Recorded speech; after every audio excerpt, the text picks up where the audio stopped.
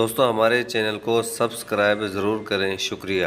امجد اپنی ماں کے ساتھ گھر میں اکیلا رہتا تھا۔ اس کی ماں بار بار یہی کہتی تھی کہ بیٹے میرے مرنے سے پہلے شادی کر لو ورنہ میرے بعد تمہارا خیال کون رکھے گا، مگر امجد ہر بار یہی کہہ کے بات ٹال دیتا کہ امی جان ابھی مجھے کوئی اچھی نوکری مل جائے پھر شادی بھی کر لوں گا، کیونکہ جو نوکری وہ کر رہا تھا اس سے وہ مطمئن نہیں تھا۔ کچھ عرصہ بعد تو امجد کو ایک اچھی کمپنی میں نوکری کی آفر ہوئی تو اس نے وہ کمپنی جوائن کر لی۔ اب اس کا شادی نہ کرنے کا بہانہ بھی ختم ہو گیا اور نوکری ملنے کے کچھ عرصہ بعد ہی امجد کی شادی ہو گئی۔ شادی کے کچھ ماہ بعد ہی امجد کی امی جان وفات پا گئی اور گھر میں صرف دونوں میاں بیوی اکیلے رہ گئے۔ امجد صبح آفس چلا جاتا اور شام کو گھر واپس آتا۔ کچھ عرصہ ہی گزرا تھا کہ امجد کو محسوس ہونے لگا کہ اس کی بیوی اب پہلے کی طرح اس سے پیار نہیں کرتی اور نہ اس کا اب پہلے کی طرح خیال رکھتی ہے۔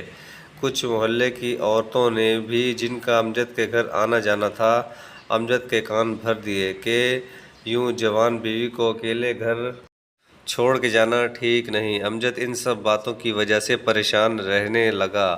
آخر وہ صرف شک کی بنا پر اپنی بیوی کو کچھ کہہ بھی نہیں سکتا تھا اور نہ ہی کچھ پوچھ سکتا تھا۔ ایک دن اس نے فیصلہ کر لیا کہ گھر میں خفیہ کیمرے لگا کر دیکھے گا کہ اس کی بیوی سارا دن گھر میں کیا کرتی ہے اور اس سے ملنے کون کون آتا ہے۔ ایک دن اس نے اپنی بیوی کو اس کے میکے پہنچا دیا اور سارے گھر میں خفیہ کیمرے لگوا دیے۔ اب امجد روزانہ ان کیمروں کو دیکھتا کہ اس کی بیوی سارا دن گھر میں کیا کرتی ہے، کون اس سے ملنے آتا ہے یا کسی کو ملنے جاتی ہے، لیکن جو کچھ امجد نے دیکھا وہ سب اس کی سوچ سے الگ تھا۔ اس کی بیوی سارا دن گھر کے کاموں کے بعد صرف نماز پڑھنے اور قرآن پاک کی تلاوت میں گزارتی تھی۔